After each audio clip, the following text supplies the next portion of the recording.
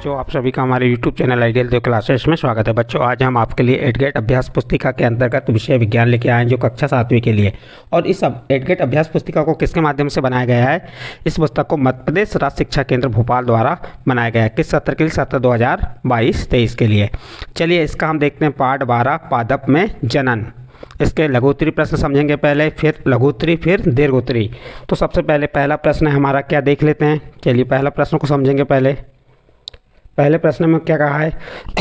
पादपों में जनन कितने प्रकार का होता है? प्रश्न है, पादपों में जनन कितने प्रकार का होता है? तो उत्तर क्या हो जाएगा? पादपों में जनन 2 प्रकार का होता है। नंबर 1 लैंगिक जनन, नंबर 2 अलैंगिक जनन। तो इस प्रकार से आपका प्रश्न नंबर 1 कंप्लीट हुआ। इसके बाद प्रश्न नंबर 2 देखिए, अलैंगिक जनन की विभिन्न विधियों के नाम लिखिए। तो उत्तर देखिए इसका, अलैंगिक जनन की विभिन्न विधियाँ कौन कौन सी हैं? खंडन है, मुकुलन है, बीजाणु निर्माण तथा कायिक प्रवर्धन। ये अलैंगिक जनन की विभिन्न विधियाँ हो गई आपकी कंप्लीट। तो इस प्रकार प्रश्न 1 का क नंबर और ख नंबर के उत्तर आपको हमने बताए। नेक्स्ट अगला प्रश्न देखते हैं, प्रश्न नंबर 2, परागण किसे कहते हैं? परागण किसे कहते हैं? स्वपरागण और पर परागण को समझाइए। तो चलिए देखते हैं इसका उत्तर क्या है। परागकणों का परागकोश से पुष्प की वर्तिका पर स्थानांतरण परागण कहलाता है। यदि परागकण उसी पुष्प के वर्तिकाग्र पर गिरते हैं तो इसे स्वपरागण कहते हैं। जब पुष्प के परागकण उसी पादप के किसी अन्य पुष्प के वर्तिका पर गिरते हैं उसे पर परागण कहते हैं। तो देखिए यहाँ पे आपको परागण किसे कहते हैं? तो परागकणों और परागकोश से पुष्प के वर्तिकाग्र पर स्थानांतरण परागण कहलाता है।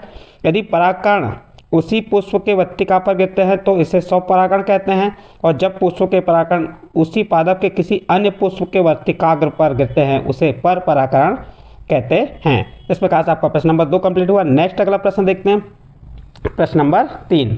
प्रश्न नंबर 3 में क्या कहा है? बीजों का प्रकीर्णन किनके द्वारा होता है? तो उत्तर देखिए इसे, बीजों का प्रकीर्णन पवन, जल अथवा जंतुओं द्वारा होता है। तो इस प्रकार से यहाँ पे आपका प्रश्न नंबर 3 भी कंप्लीट होता है। नेक्स्ट अगला प्रश्न है प्रश्न नंबर 4, पंख युक्त बीजों के 2 उदाहरण लिखिए।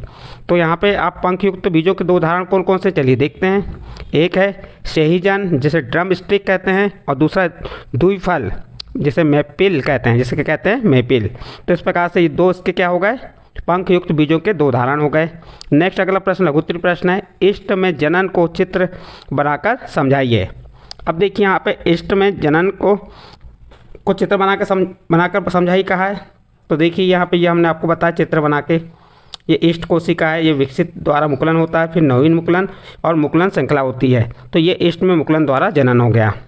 देखिए यहाँ पे इसको हम समझाएं कि अब इष्ट कोशिका से बाहर निकलने वाला छोटे बल्ब जैसा प्रवर्ध मुकुलन कहलाता है। यह मुकुलन क्रमशः वृद्धि करता है और जनन कोशिका से विलग होकर नई इष्ट कोशिका बनाता है। नई इष्ट कोशिका परिपक्व होकर इष्ट कोशिकाएं बनाती हैं, जिससे एक मुकुलन श्रृंखला बनती है। तो इस प्रकार से आपका प्रश्न नंबर 5 यहाँ कंप्लीट। इसका प्रश्न नंबर 6 देखिए, कायिक प्रवर्धन को समझाइए तथा इसके लाभ बताइए। तो उत्तर देखिए, कायिक प्रवर्धन में पत्तियां, तना और मूल जैसे कायिक पदार्थों से नए पादप उगाए जा सकते हैं। देखिए कायिक प्रवर्धन से पत्तियां, तना और मूल जैसे कायिक भागों से एक नया पादप उगाया जा सकते हैं। और इसके लाभ क्या हैं? कायिक प्रवर्धन द्वारा पादप कम समय में तैयार कर सकते हैं। दूसरा लाभ, कायिक प्रवर्धन में समय की बचत होती है। तो इस प्रकार से आपका प्रश्न नंबर 6 कंप्लीट हुआ। और इसका तीसरा नंबर भी दिया है, कायिक प्रवर्धन एक सरल पद्धति है। तो इस प्रकार से आपका प्रश्न नंबर 6 के जो लाभ थे 3 लाभ बता दिए यहाँ पे। इसके बाद प्रश्न नंबर 7 देखिए, एक लिंगी द्विलिंगी पुष्प किसे कहते हैं? पुष्प के जनन अंगों के नामांकित चित्र बनाइए। तो देखिए पुष्प के जनन अंगों के नामांकित चित्र हैं, एक लिंगी और द्विलिंगी। ये पुंकेसर है और ये स्त्री केसर, जिसमें वर्तिकाग्र होती है, वर्तिका होती है, बीजाणु होता है, अंडाशय, और ये परागकोश हो गया और पुतंतु हो गया ये। तो इस प्रकार से ये स्त्री केसर और पुंकेसर हो गए। अब इसको हम समझाए भी देख लिए। एक लिंगी पुष्प ऐसे पुष्प जिनमें या तो केवल पुंकेसर अथवा केवल स्त्री केसर उपस्थित होते हैं, एक लिंगी पुष्प कहलाते हैं। और जिन पुष्पों में पुंकेसर और स्त्री केसर दोनों ही होते हैं वे द्विलिंगी पुष्प कहलाते हैं। तो इस प्रकार से प्रश्न नंबर 7 जो था आपका, एक लिंगी द्विलिंगी पुष्प किसे कहते हैं उसके बारे में बताइए कहा था, तो हमने बता दिए, और उसके पुष्प के जनन अंगों के नाम भी यहाँ पे आपको बता दिए। इसके बाद नेक्स्ट अगला प्रश्न आता है प्रश्न नंबर 8, पादपों में लैंगिक जनन की प्रक्रिया समझाइए। तो चलिए इसका उत्तर देखते हैं। पादपों में लैंगिक जनन की प्रक्रिया में पौधों के बीजों द्वारा नए पौधों का जन्म होता है। इसमें पुष्प के पुंकेसर के स्त्री केसर के परागकण वर्तिका पर मिलने से निषेचन की प्रक्रिया पूर्ण होती है तथा फूल से फल वह इससे बीज बनते हैं, जिससे नए पौधों का जन्म होता है। एक बार फिर से इसको रिपीट कर देते हैं। पादपों में लैंगिक जनन की प्रक्रिया में पौधों के बीजों द्वारा नए पौधों का जन्म होता है। इसमें पुष्प के पुंकेसर के स्त्री केसर के परागकण वर्तिकाग्र पर मिलने से निषेचन की प्रक्रिया पूर्ण होती है तथा फूल से फल व इससे बीज बनते हैं, जिससे नए पौधों का जन्म होता है। इस प्रकार से प्रश्न का उत्तर कंप्लीट हुआ। नेक्स्ट अगला प्रश्न है प्रश्न नंबर 9, पुष्पों में निषेचन किस प्रकार होता है, चित्र सहित वर्णन कीजिए। चलिए इसका उत्तर देखते हैं।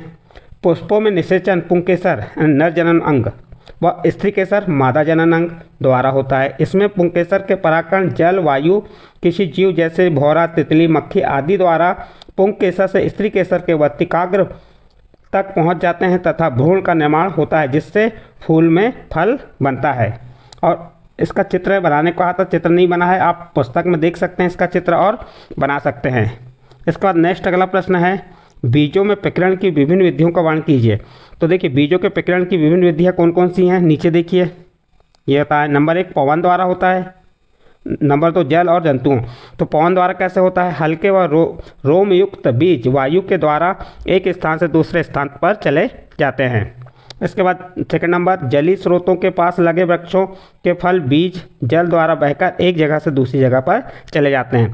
तो एक पहला नंबर पवन द्वारा हो गया, दूसरा नंबर किसके द्वारा, जल द्वारा हो गया, और तीसरा नंबर आपका क्या आ रहा है, तीसरा नंबर है जंतु द्वारा। क्या हो रहा है, बीजों का प्रकीर्णन कैसे हो रहा है ये बता रहे हैं आपको। चलिए जंतु द्वारा, कुछ बीज पक्षियों या अन्य जीवों द्वारा एक जगह से दूसरी जगह स्थानांतरित कर दिए जाते हैं। तो इस प्रकार से प्रश्न नंबर 10 का उत्तर कंप्लीट होता है। और इस प्रश्न के साथ आपका यह पार्ट कौन सा पार्ट है, या पार्ट 12 पादपों में जनन कंप्लीट होता है। यदि ये पार्ट के प्रश्न उत्तरी आपके समझ आए हैं तो आप हमारे चैनल आइडियल देव क्लासेस को सब्सक्राइब कीजिए, लाइक कीजिए एवं अन्य ग्रुप में शेयर जरूर कीजिए।